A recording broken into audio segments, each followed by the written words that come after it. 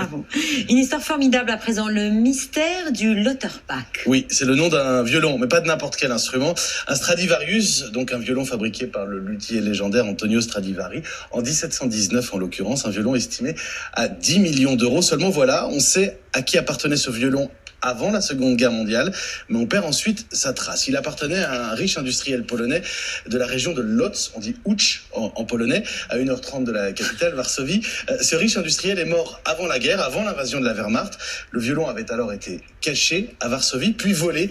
Aujourd'hui, un homme croit le posséder, il cherche à retracer son parcours. Alors avant d'entrer dans le détail, simplement, et c'est pour le plaisir des oreilles de tout le monde autour de la table, un violon de Stradivarius, voilà ce que c'est.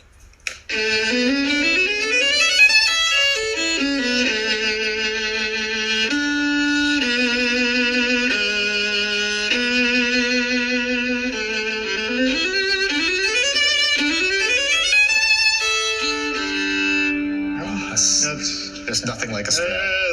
You hear the quality to this incredible. They don't make them like this anymore, do they? No way.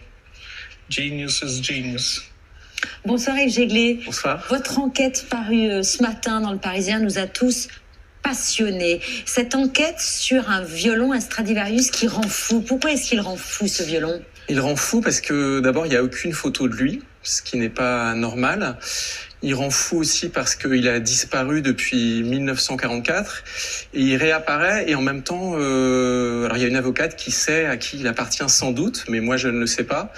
Et il rend fou parce que les enjeux sont énormes. Il aura une valeur de 10 millions d'euros, comme m'a dit Mathieu. La Pologne pourrait éventuellement en revendiquer la paternité puisqu'il a été volé en Pologne par les nazis en 1944. Il rend fou parce que c'est un des plus beaux instruments du monde et qu'en même temps, on sait si peu de choses. Et enfin, il rend fou parce qu'à travers lui, ça raconte l'histoire de l'Europe, l'histoire tragique de l'Europe au XXe siècle. Vous étiez en Pologne la semaine dernière. Oui, j'en reviens à peine. Jéglé, là où on a perdu sa trace précisément. Est-ce que vous pouvez nous décrire ce qui est en fait une ancienne chapelle où les Allemands auraient volé l'instrument ? Ça, on est sûr qu'ils l'ont volé. Les doutes commencent après. C'était très émouvant. Donc, c'était le jour effectivement de mon arrivée à Varsovie. C'est vraiment à l'extrémité du musée national de Varsovie, qui est un peu qui est le Louvre polonais. Il y a donc une pièce qui aujourd'hui habite un cabinet de dessin, donc où on peut aller, mais qui était une chapelle. C'est un pays très catholique et pendant la guerre, ça servait de chapelle aux employés. Et donc sous un escalier, il y a une petite pièce qui à l'époque était complètement obstruée. Maintenant, il y a un grillage. Enfin, ça s'ouvre. Et donc, on voit quelque chose que moi, je trouve follement émouvant parce que ça ressemble à une petite cave ou une petite chambre de bonne. Il y a un plancher qui est d'époque, c'est manifeste. C'était en fait un local de chauffage où les conservateurs polonais avaient entreposé tout ce qu'ils pouvaient pour que ça échappe aux nazis. Le propriétaire qui tient à rester anonyme, vous l'avez rappelé, qu'est-ce qui le motive ? Pourquoi est-ce qu'il veut savoir si son violon, c'est bien celui que les nazis ont volé ? Moi, je ne sais pas. J'envisage, et puis j'ai eu tout de même l'avocate, c'est quelqu'un qui s'est retrouvé en possession de ce violon très vraisemblablement sans en connaître l'histoire. Et donc, soit il veut le léguer à ses enfants, soit il veut le vendre, soit il veut se mettre au clair avec la loi en toute bonne foi. Il l'a fait, ça c'est certain, expertisé de manière très sérieuse. C'est bien un Stradivarius qu'il possède. Ah non, ça c'est sûr que c'est un Stradivarius. C'est sûr.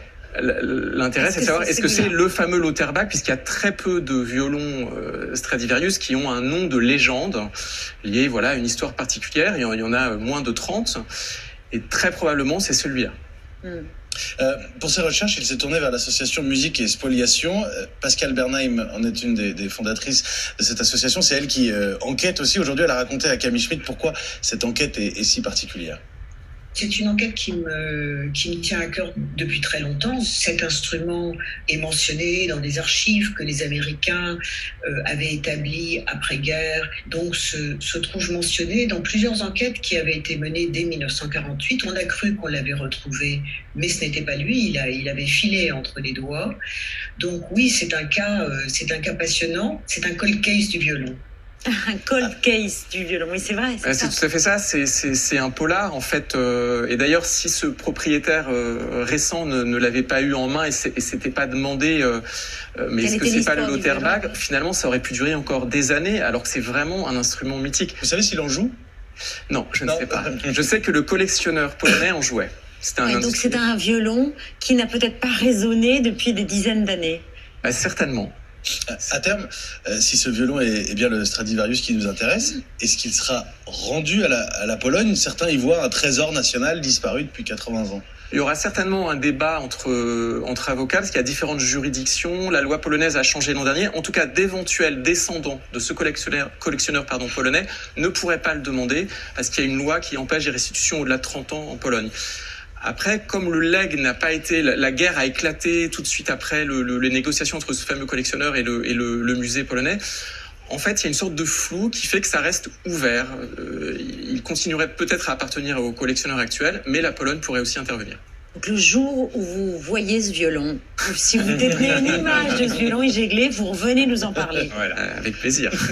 On suivra ce cold case minute par minute. Merci beaucoup d'être venu nous parler de cette enquête qu'on peut retrouver sur le site Absolument. En longueur en plus, allez-y, c'est un roman. FR.